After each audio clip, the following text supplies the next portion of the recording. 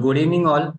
On behalf of NISM, I would like to take this opportunity to welcome you all for today's webinar, which is on Introduction to Fixed Income Securities. Myself, Amir Sayed, working with NISM. Along with me today, we have renowned speaker from the industry who will be taking the webinar today. We have Mr. Vijay Kanchan, adjunct faculty at NISM. Uh, Before we start, let me give a quick introduction about our speaker. Mr. Kanchan holds a postgraduate degree in finance from JBIMS and is certified in various NISM modules, including equity derivatives, currency derivatives, fixed income securities, research analyst, and investment advisor. With over 30 years of experience in capital markets, he held leadership roles in institution derivatives at top broking firms and brings expertise in areas such as institution dealing, derivative research, and proprietary dealing and depository operations. As a visiting faculty member, he has been associated with various management institutes such as NMIMS, NL Dalmia, XLRI Jamshedpur, KJ Somaiya, and KJ Somaiya Institute of Management and Research. Mr. Vijay has regularly taught core finance subjects, including derivative and risk management, fixed income securities, and international finance, forex markets, financial risk management, and corporate finance. He has trained over 8,000 market participants as an NISM empaneled CPE trainer and has conducted MTPs for organizations such as SEBI, SBI Mutual Fund, ICICI Bank, and Axis Bank. He has also have held visiting faculty roles at various prestigious colleges. So let me give a quick overview of today's webinar. In today's webinar, we will be providing comprehensive introduction to fixed income securities, which is ideal for individuals seeking to enhance their financial knowledge to diversify their investment portfolio. And just two, three housekeeping announcement before we start. We'll be taking all the questions at the end of the webinar. So requesting all the participants to put their question in Q&A board. Our speaker will be happy to answer all your queries. So without taking any further time, I would like to hand over today's webinar to our esteemed speaker. Over to you, sir. Yeah. Thank you, Amir. Thank you for those kind introduction. Good evening, everyone. So I will just start right away. And this is what we will try to cover today. The overview of the debt markets, advantages of investing in debt, how the markets have evolved, the settlement mechanism, basic valuation of bond, and some important concepts provided we get the time that includes duration and convexity. Okay. So just a minute. This is what we will cover today. So when you speak about the asset classes, basically you can broadly divide them into money, bond, equity, and forex. As far as the financial assets are concerned, commodity, of course, is a separate asset class. We call them fundamental because they are independent of each other. And historically, traditionally, people have parked their savings in any one of them.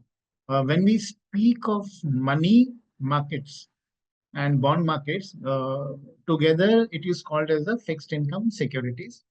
And when we speak of debt market and equity market, together we call them the capital market. Why do we call them capital market? Because these are the two important sources of finance for any corporate. Okay, so just some statistics here. This is the policy repo rate, which is currently 6.50%. This is the standing deposit facility rate. Basically, when banks have excess funds with them, they can park it on an overnight basis with the RBI. And this is the marginal standing facility rate, which currently is 6.75%, which means if the bank has exhausted all its regular source of borrowing, they will be able to borrow from RBI. This additional 0.25% is a penal rate. So the bank will have to, if you see here, they'll have to pay a slightly higher rate in case of exigencies, right? Bank rate is a rate at which the RBI rediscount bills. Just like the repo rate, you have a reverse or a fixed reverse repo rate, which currently is about 3.35%. This is the rate at which the banks, RBI borrows money from the bank. But practically what we have observed is because of the low rate, banks generally are not very keen to deposit their money at 3.35%. So RBI often uses the variable reverse repo rate, which most of the time is around 6%. Uh, this is the 10-year yield. This information is slightly dated. The 10-year yield has inched up a little bit. This is the call money rate. The CRR, the bank in the last meeting has reduced to 4%. The SLR is 18%. And these are the exchange rates. Again, just pardon me, it's slightly outdated because we all know the USD INR is just about 85 and the euro is about 88 and a half. Okay. This is some of the statistics which we have taken from RBI. Why would anyone or what are the advantages of investing in debt?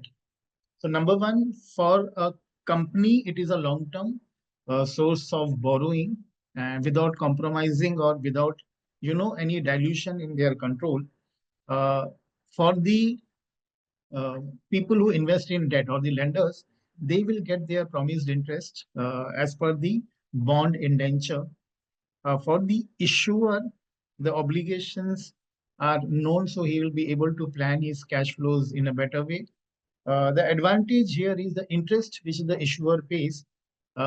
In many parts of the world, including India, it is tax deductible. So that is an advantage which they enjoy.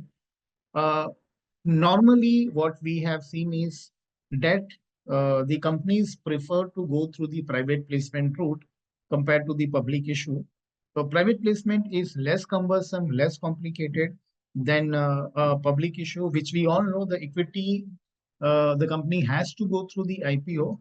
So here, most issuers prefer going through a private placement. What we have also seen is bondholders are generally more committed than equity holders. So they remain with the company for a longer period of time. And in the long run, debt is cheaper than equity. With this, let me ask you a question. I'm just coming out of the screen. Do you really think? Yeah, someone else said CRR is 4%. Yes, I mentioned this. CRR is 4% now. Do you really think bonds are cheaper than equity? Would anyone like to answer this? Would are bonds cheaper than equity? Can someone, uh,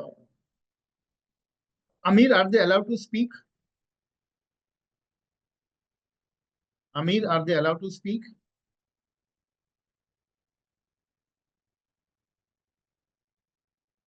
So let me try to answer this.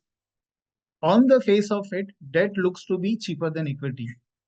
Uh, then my question to all of you is, why does company use less of debt and more of equity in their capital structure?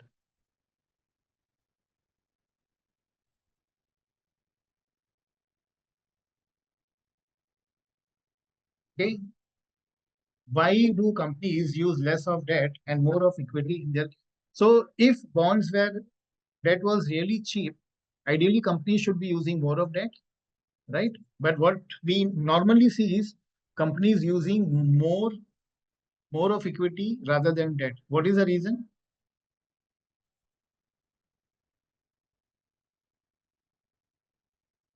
Uh, okay, let me try to answer this. Up to a certain level, debt is cheaper than equity. Each company has an optimal capital structure. It may be different for different companies. So what happens here is if the company keeps on increasing the debt component in the capital structure, this will make the equity shareholders not very comfortable. Eventually, they will ask for their required rate of return will gradually go up. The reason here is debt being because the company is using too much of leverage and too much of leverage is considered risky. So the required rate of return for equity shareholders will go up and overall weighted average cost of capital for the company will also go up. So beyond a point, debt is definitely not cheaper than equity. So as long as the company sticks to its capital structure, it is okay. Too much of debt is not considered very good. And I think all of you know this.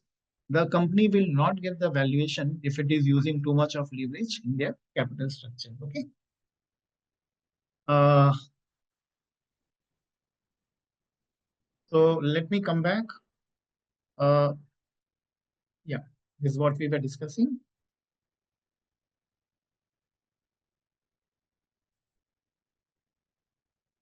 What are the disadvantages of debt? Uh, when the debt is issued, there are certain legal documents called as bond indentures and bond covenants. Bond covenants may have certain restrictive, like do's and don'ts. For example, it may restrict a company from diversifying into unrelated business. So what happens is, uh, if the company has a very good opportunity in the market, the covenants may prohibit them from, undertaking those activities. So if the covenants are very, very restrictive, it may be considered negative. Because the company has to pay the interest irrespective of their cash flows or irrespective of their profitability. Sometimes it can lead to liquidity issues. Company may not be able to refinance the debt, and we all know that if the liquidity issues is not managed properly, it can finally lead to a solvency issue. Too much of debt, that is high leverage, can jeopardize growth and it can increase the default risk. And that is the reason a high debt to equity ratio is often considered risky by lenders and investors. We know this. You look at the companies in the market, a company which is using too much of debt will not get the PE, compared to a similar company which is using very, very little debt or negligible debt. This is the Indian debt market. Just have a look. This is the market segment. These are the issuers, and these are the instruments which are currently available. Okay.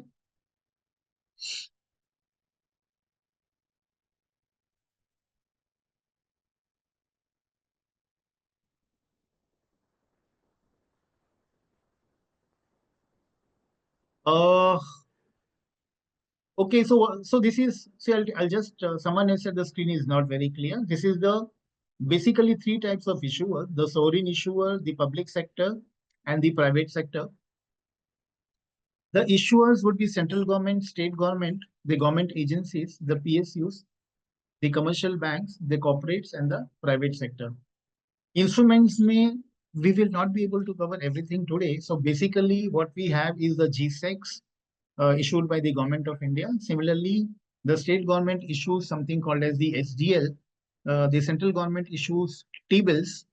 The corporates issue bonds. So bonds may, again, you have the PSU bonds. PSU bonds may, we all know the government is the biggest, the largest holder. Uh, then there is issue of debt by the corporates, mainly financial institutions and banks. So the corporates will issue bonds, debentures, etc. So these are some of the instruments available in the Indian context. Who are the investors? The investors would be RBI, the domestic institutions, banks, pension funds, FIIs, corporates, individuals, provident funds, etc. Okay. Uh, yeah. Uh, what we are now seeing is the debt market is gaining traction, especially in the last 7, 8 years.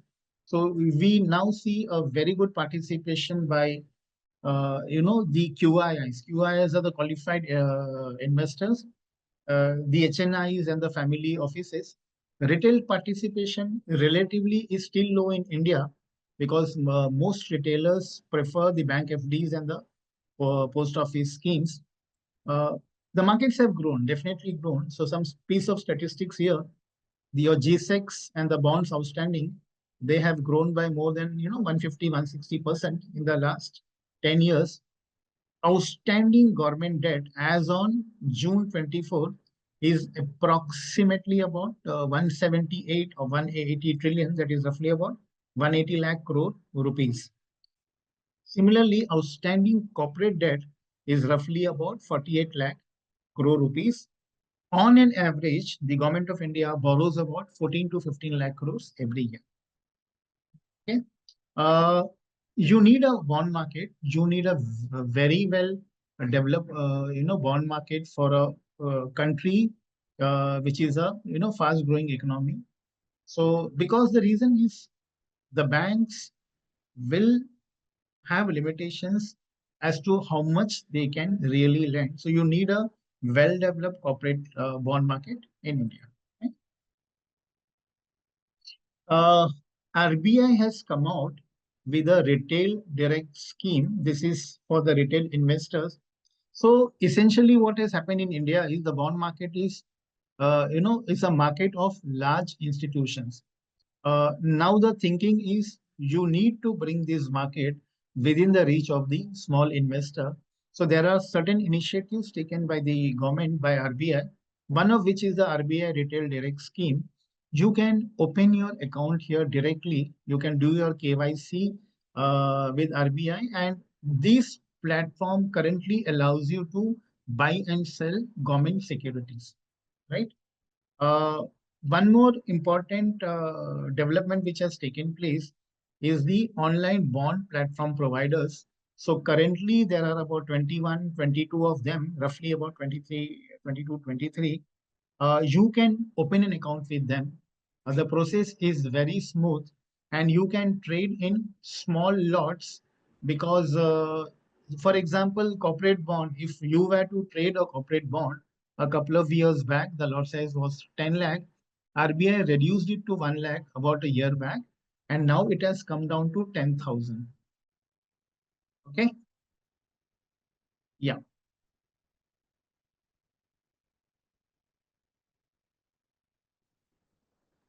Call money markets. Would anyone like to answer what exactly are call money markets?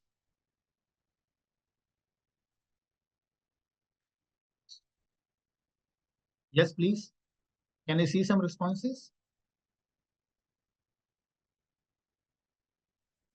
Yeah, basically it is a short-term call money market is an overnight borrowing for the banks, overnight borrowing and lending for the banks to take care of their short-term liquidity mismatch.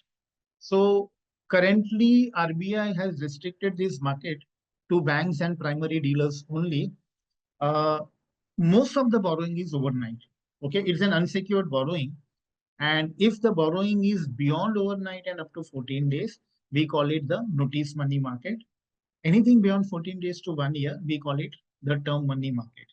Uh, as far as RBI is concerned, uh, it takes whatever is happening in the call money market very, very seriously because the call money market reflects the liquidity position in the country, short term liquidity position in the country.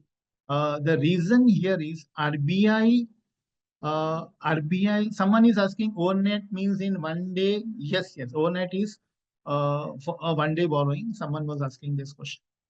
Uh, so RBI would not like the banks to borrow at a very high rate. So RBI very carefully monitors the call money market in India. Similarly, since 2012-13 onwards, the call rates are the operating target for its monetary policy, which means RBI would like the call money rates to be around the repo rate in India. They would not like the call money rates to be higher than the repo rate. Should it happen, RBI will definitely intervene. T-bills, anyone? What do you mean by T-bills? Can I get some answers?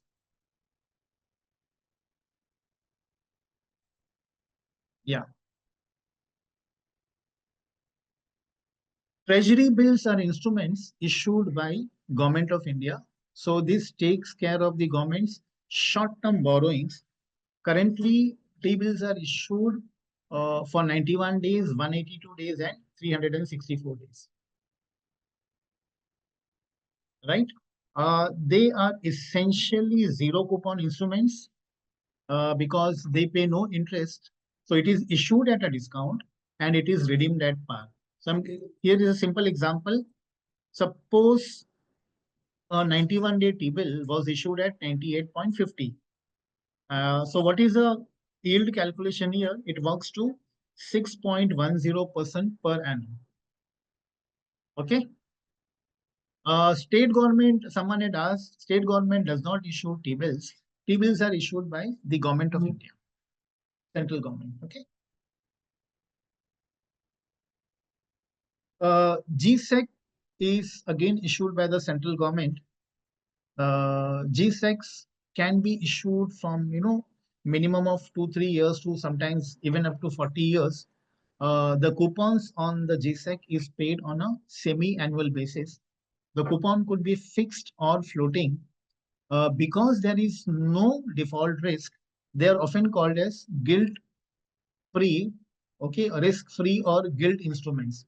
Why can someone tell me why is there no default risk as far as GSEC is concerned? Can someone answer this question, please?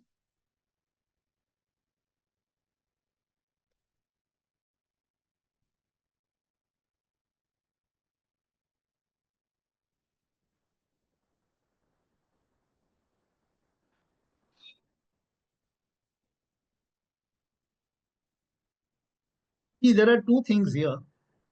Uh, the government can print money and the government can raise taxes.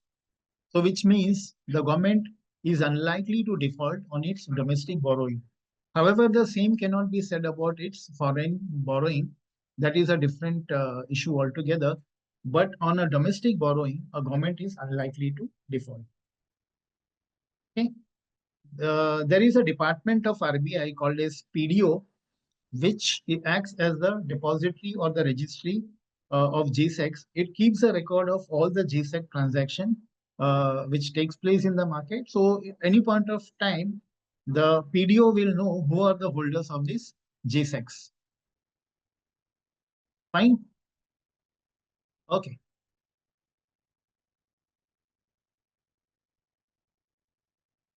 So this is a simple example of a GSEC. Just have a look. This is a 7.17% face value. Face value is 100. This was issued by the Government of India on January 8th, 2018. So it has a maturity of 10 years. So this is a 10-year GSEC. It will have a half-yearly coupon on July 8 and January 8. Okay, so this is a simple example of a GSEC which was issued. Floating rate bonds do not have a fixed coupon. The coupon gets readjusted or reset every 6 months or every year, as the case may be. In India, they have been issued, but they're not very popular. Typically, the coupon will be based on the last 3 days auctions of the 182-day tables. Uh, सबसे पहले it was issued in 1995, and even in I think the RBI has issued a floating rate bond some time back. But having said that, they are not very popular in India. Okay. PDO, someone has asked the question, is a public debt office. It's a branch of RBI. Right? Uh, Callable and putable bond. Would anyone know what is the meaning of this? What do you mean by a callable bond? What do you mean by a putable bond? Would anyone know the meaning of this? What is a callable bond and what is a putable bond? Would anyone like to answer this question, please?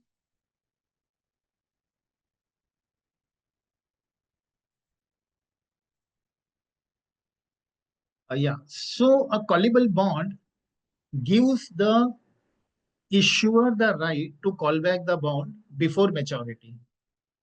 And a putable bond gives the right to the investor to surrender the bond to the company before maturity. So typically what will happen is as the interest rate declines in the economy, the bonds which are callable in nature, is most likely to be called back by the issuer. The reason is the issuer will retire debt which is expensive and reissue fresh debt at lower rate of interest. In case of a portable bond, if interest rate rises in the economy, the holder of the portable bond will surrender the bond back to the company and he will reinvest the proceeds at a higher rate of return. Okay, so this is the definition of a callable bond and the portable bond. Such bonds have been issued in India, uh, but again, like the floating rate bond, they are far and few between. So it's not something which is regularly issued. Okay. 182-day T-bill, someone has asked a question because that roughly corresponds to 6 months. And the reset takes place once in 6 months. So that is the reason they have taken the auction rate of 182 day T-bills. Callable bond में right issuer के पास है to call back the bond. In a portable bond, the right is with the investor to give it back to the bond. Issuer will call back the bond if the interest rates have declined in the economy because he can reissue debt at a lower rate. In a portable bond, the investor will give the bond back to the company because interest rates have risen in the economy. So he will reinvest the proceeds at a higher rate of return. Okay. RR had asked this question. So I hope I have answered it. Someone has asked any penalty for what? Penalty. Someone GP has asked this question. Penalty for doing it means what? I didn't understand the question. GP, can you please? Okay. So this is the market view. In a callable bond, the issuer has a bearish view, but the investor does not believe interest rates will go down, and that is the reason there is a market for such bonds. In a portable bond, the investor probably has a bullish view on interest rates, but the issuer feels that most likely interest rates will not go up. That is why a market is created for such bonds. Fine. We all know that the returns on the bond can be eroded by inflation or persistently high inflation in the economy, right? In order to take care of this, in order to take care of this, sometimes the government issues inflation index bond and capital index bond. So what happens is uh, either the coupon or the principal amount, or sometimes both, they are indexed to inflation. So when they make the payment, they will take inflation into consideration. So what happens is your purchasing power will not get eroded. Okay. So such a bond was issued way back in 1997. But again, these bonds are not so much in vogue. It's because the government would not like to issue bonds on which the government's payments are going to be significantly higher than the normal interest rates. If you go back in history, first time such a bond was issued was way back in 1981 in the United Kingdom, right? Good so far. GP for premature closing, is there any penalty? In case of a callable bond and a portable bond, there will be no penalty because you have the right. In a portable bond, the investor has the right to surrender the bond. And in a callable bond, the issuer has the right to call back the bond.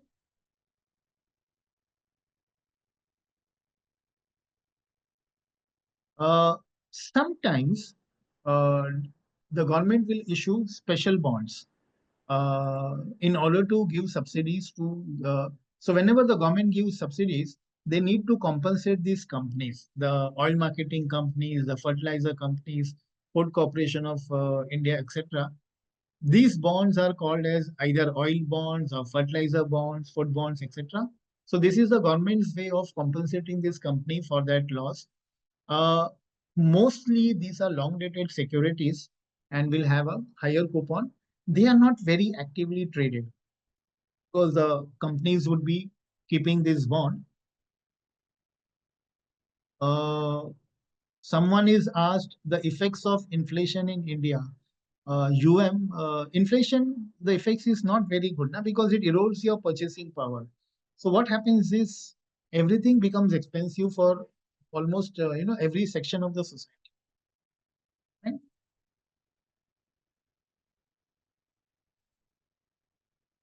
Uh, यहाँ पे, I mean, you no, no, most of the government bonds are not zero coupon bonds. AK had asked this question. Most of the government bonds are coupon paying bonds. Very rarely you will see a zero coupon bond in the country. They are very few. So generally, most of the time, the government would issue either a GSEC or a table. Uh, Strips are a special type of bonds. So what happens here is the strip program allows the dealer. So let's take a 10-year bond. A 10-year bond, which makes a semi-annual coupon payment, will have altogether 20 plus 1, 21 cash flows. That is 20 coupons and one principal repayment. In a strip program, what will happen is the dealer can strip each and every cash flow, that is each and every coupon payment. So there will be 20 coupon payments plus one single repayment, and he will sell them separately as zero coupon bonds. Uh, Strips have gained prominence in India in the last few years because especially the long dated coupons and the long dated securities, they are of much interest to the insurance companies, the pension funds, the provident funds, etc., because they have long term liabilities. So each coupon is removed from the principal bond and sold separately as a zero coupon instrument. Fine. Someone has asked the question, is a government bond 100% risk-free? HK, yes, HK, as long as it is a domestic bond issued in the Indian rupee, they are risk-free. T-bills, T-bills are short-term instruments. GSECs are long-term instruments. Someone has asked, could you explain strips? Strips are stripping off each and every cash flow from the bond and selling each and every cash flow separately as a zero coupon bond. Fine. Someone asked, it's usually seen that during a period of high inflation, government decreases interest rates. No, I think this is a wrong assumption. No government will decrease interest rates when the inflation is high because the inflation will not come under control. So the correct policy would be keep on increasing the interest rate because that is one of the best ways to tame the inflation. What happens is when interest rate rises in the economy, money becomes expensive and people will be very, very cautious when spending money. And finally, it can cool down the inflation. Okay. So rising inflation and rising interest rates go together. Falling inflation and falling interest rates go together. Strips are traded in the market. Someone has asked this question. Strips are not a public issue. SP has asked this question. Strips are created out of bonds which are already existing. Okay, SP?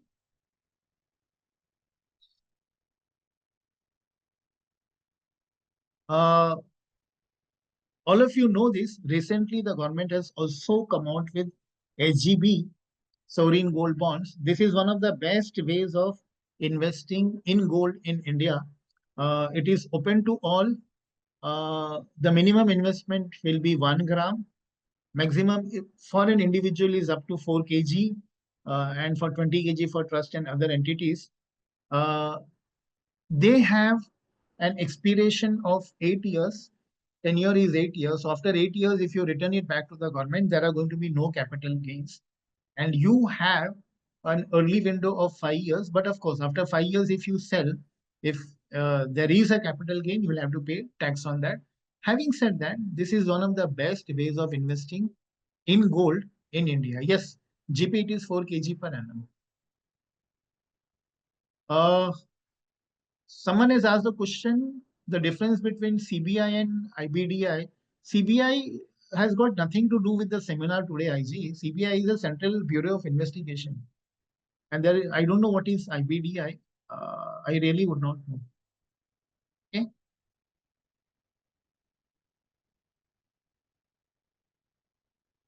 In addition to the capital gains which you hold, the government of India pays you 2.5% on the issued price. So it is one of the best ways of holding gold in India, right?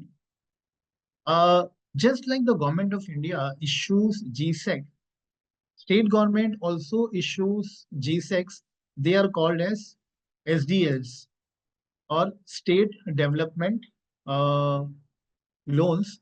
They are frequently issued by state governments, and some of the good state government SDL uh, is lapped up easily in the auction. Uh, the RBI is the merchant banker to this issue, just like it's a merchant banker to the central government securities. So the RBI manages the issue. It's a semi-annual coupon, and SDL also qualify for the statutory liquidity requirements. Let me have a look at the questions. Someone asked, how does the inflation impact the rate of return of zero coupon bonds? Technically speaking, it will not impact because the zero coupon bond makes no payment. You will get your cash flows end of maturity. It could be 10 years, 15 years, and all that. So it will depend on what is the level of inflation around that point of time. But if the inflation is persistently rising in the economy, then all type of bonds will give you a very less real rate of return. SGB, will we get gold value in the present? At the time of redemption, whatever is the gold value, it has been defined in the document. The government will make that payment to you. In money control, I read government is withdrawing SGB. Yes, we have also heard about this. The government is not very keen on coming out with fresh issues of SGB because the price of gold has gone up significantly. And the government will end up paying higher value. Okay. Uh,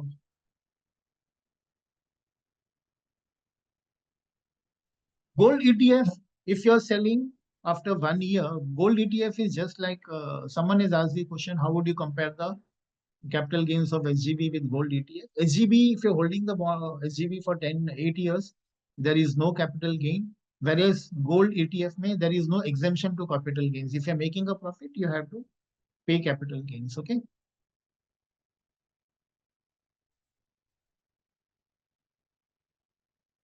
State government bonds, uh, they are not as secure as, for example, the central government. There is a possibility. So you will have to look at the rating of these bonds. Someone has asked this question. Preferably, if you're new to bond markets, do not go beyond the AAA bond. SG, please do question and answer poll that NISM will be doing the poll maybe after the end of this session. So KR is asking, is SGB a good option if an individual investor wants to diversify? Yes, very much. If it is available in the market, definitely yes. Ratings of MK has asked, please tell me about the ratings of the bonds. Bond rating tells you what is the likelihood of the company not making its promised payments on time. So the safest is that government bond, always central government bond. The next would be the state government bonds. And then you have the AAA bonds. The AAA bonds, relatively speaking, would not default or very, very unlikely to default. Anything below this, for example, AA is also relatively stable. But anything below this, you have to be careful. Ideally, avoid investing in bonds where the rating is A, triple B, etc. Because these bonds are riskier. Okay, MK, I hope I've answered your question.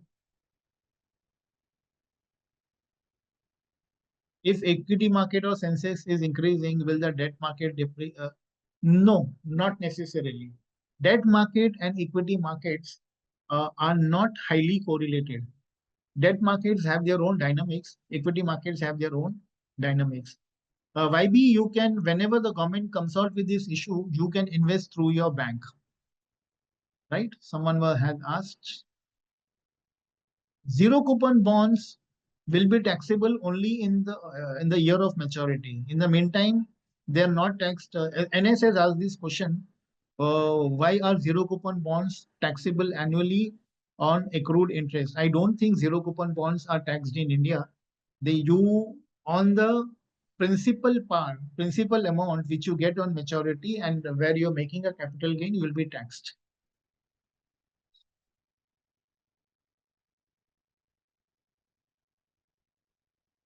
Okay.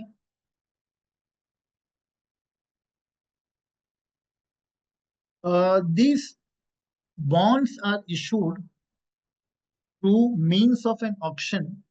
So RBI conducts two types of auction. One is a yield-based auction where most of these participants, the large participants, which could be the banks, the institutions, the insurance companies, etc., they give a bid in terms of yield.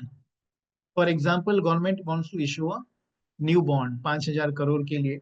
So most of these will, give their own code like 6.9, 6.91, 6.92, etc. And the government will actually, through the auction process, issue the bond. This is one way of issuing the bond. The other would be the price-based auction. A price-based auction is applicable only to an existing bond which the government is reissuing. So in case of a price-based auction, the participants will quote in terms of price. Okay. Someone has asked a question, what is GSEC? GSECs are government securities.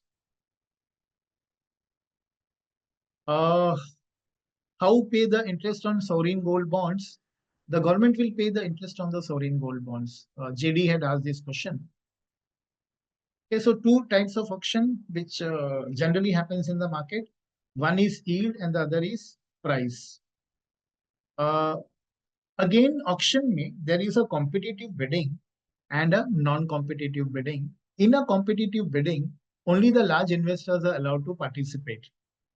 Okay, the professional investors, this would be the banks, the mutual funds, the FIs, the domestic institutions, insurance companies, pension fund, provident fund, etc. They will take part in the competitive bidding. It is up to the RBI to accept or reject their bids. In a non-competitive bidding is open for small players, including your rural banks, individual investors, etc. So investors can bid only up to 2 crore per security per auction. So these are two different types of auction that takes place. So right now, if you and me want to participate in the auction, we will only be allowed to participate in the non-competitive bidding. Clean and dirty price. So when a bond is quoted in the market, it is always quoted in terms of a clean price. Uh, Someone has asked a question, how gilt bond is different from normal bond. When we speak of gilt bonds, we generally refer to government securities because it is a sovereign bond. And when we speak of a normal bond, we refer to all class of bonds. Uh, Maximum in competitive bidding, that would RRS that would depend on the issue size. So if the government comes out with a 10,000 crore issue, each and every participant, depending on their requirement, will place their bids uh, as to how much. It also depends on other factors like how much liquidity which they have. So it's not going to be some number that they will apply a maximum of so much. Uh, MK has asked a question. So SGB currently pays 2.5%, right?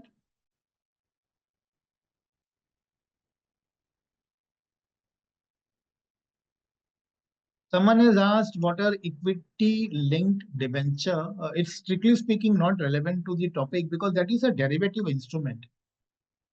So it is a debenture which is issued in the OTC market where the returns are linked to the equity returns. But again, that is not our subject today. It's a completely different subject. NC is more of a derivative instrument. Okay.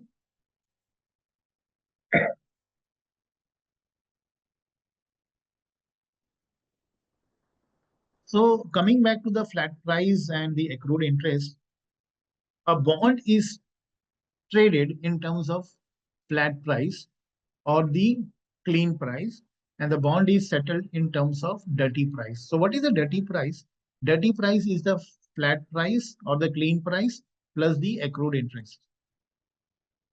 Okay, so this is how it is settled. So when the bonds are traded, when you look up at the prices in the market, the quoting is always done in terms of the clean price. Clean price में accrued interest नहीं होता है. But when you settle the bond, the accrued interest has to be paid to the seller. So the bond settlement takes place in terms of dirty price. Uh, for accrued interest, different markets have different day count convention.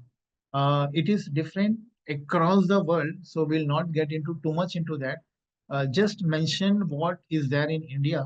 So the bond markets in India follow the 30 by 360 day count convention, which means each month is 30 days and each year is 360 days.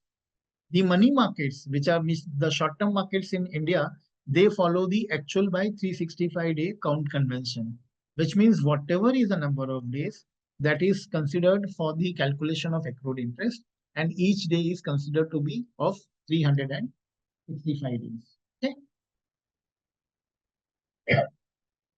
A simple example here. I will, of course, share the PPT with you. So a 5 crore security of 8.83% is settled on January 30, 2024 at a price of 100.50. The coupon dates are 25th May and 25th November. The calculations are shown as follows. So if it is settled on January 20, so from 25th November to January 30, we will do the counting of days. It comes to 65 days. And because it's the bond follows the 30 by 360-day convention, the accrued interest will be on 180 days. It comes to 1.49306, which means the dirty price of the bond will be जो traded price था, you add the accrued interest component, so it will be settled at 102.09. BSS asked the question, difference between money market and bond market. Money market are short-term markets up to 1 year. Instruments up to 1 year trade in the money market, and the bond market is a long-term market for debt securities. Okay.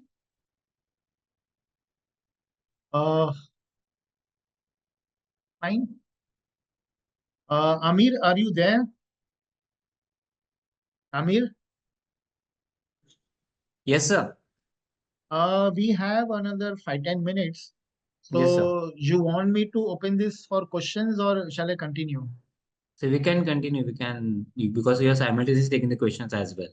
Yeah, ठीक है. Yeah. So we can continue. Uh, Bond prices and yields have inverse relationship. If the interest rate rises in the economy, the bond prices will fall. And conversely, if the interest rates decline in the economy, the bond prices will rise. So we have to remember this. Uh, the market yields or the interest rates or the market interest rates and the actual price of the bond, they always behave in an opposite manner, right? So let me ask a question to all of you here because some of you have a background in bond markets. What is your view on interest rate cycle in India? What is your view? Where do you think interest rates are going to rise from here? If you take a 2 to 3 year view, or are they going to decline from here? Can I get some responses?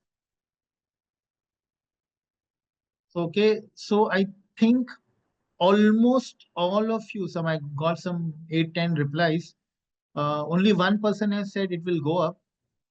Two have said, but most of them have mentioned that the interest rate will decline. That is my view also. I am most likely expecting the interest rates to decline. And if that is the view, and if the view turns out to be right, there is a decent chance, I would say 90-95% chance that the view will be right. In which case, you must invest in long-term bonds. What will happen is as the interest rates fall in the economy, the bond prices will go up. So what you'll essentially have an instrument which will not only give you a 7-8% type of a coupon, but it will also give you some amount of money, in terms of capital gains. Investing in long-term bonds will should give you a decent appreciation of anywhere between 15, 10, 15, 20%, depending on how much the interest rates correct. So you have an instrument where you can probably make on an average 15 to 20% capital gain, and you will get about 7 to 8% every year for the next 3 years. Just give it a thought.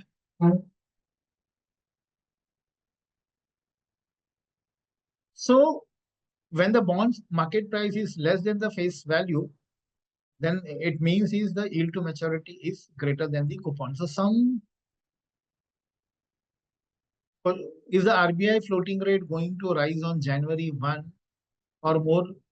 RBI, there is no such thing as a RBI floating rate. I think UB has asked this question. Uh, Floating rate is only applicable to bonds.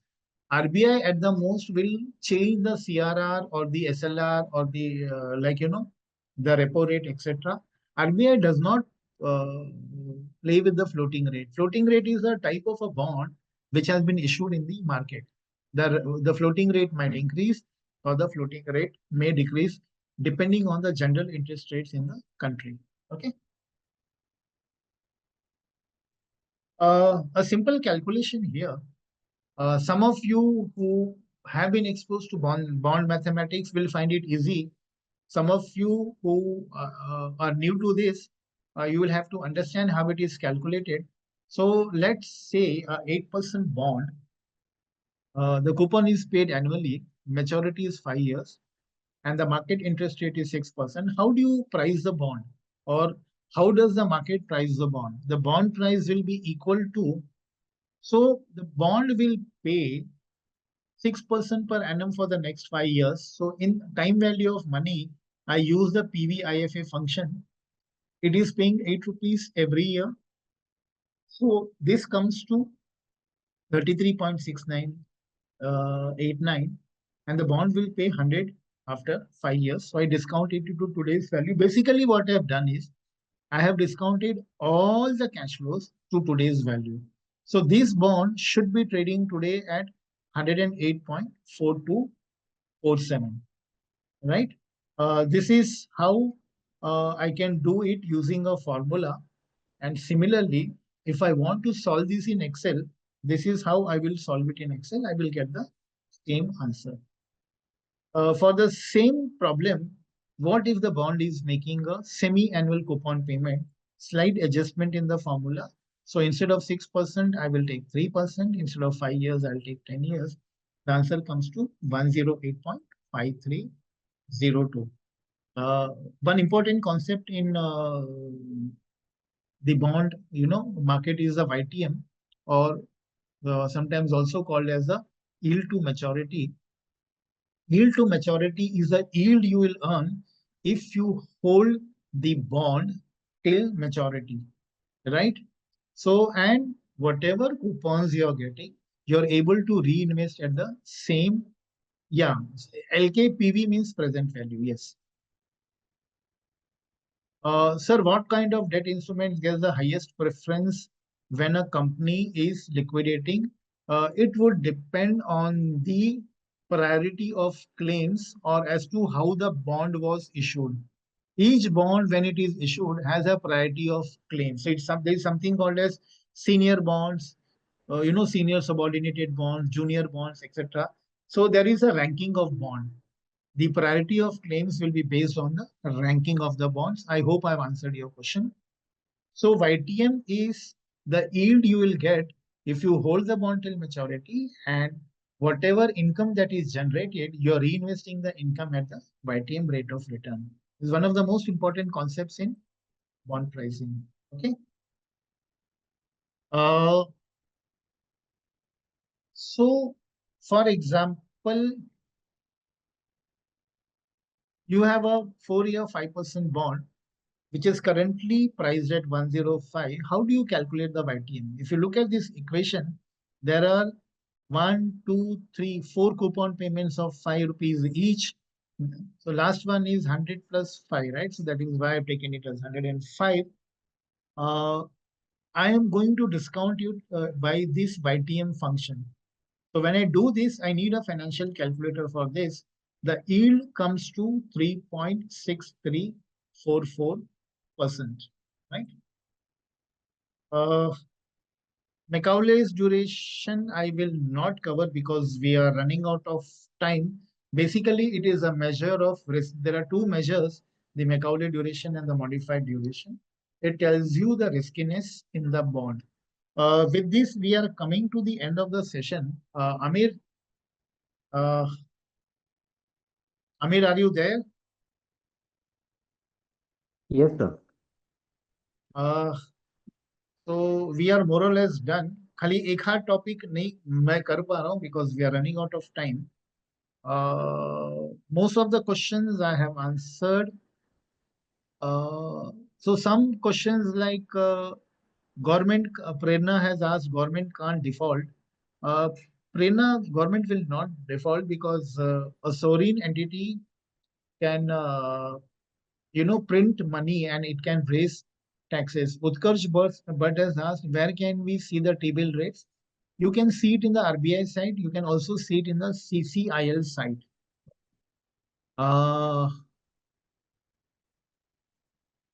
Prajwal has asked a type of bond that provides the holder of a bond investor.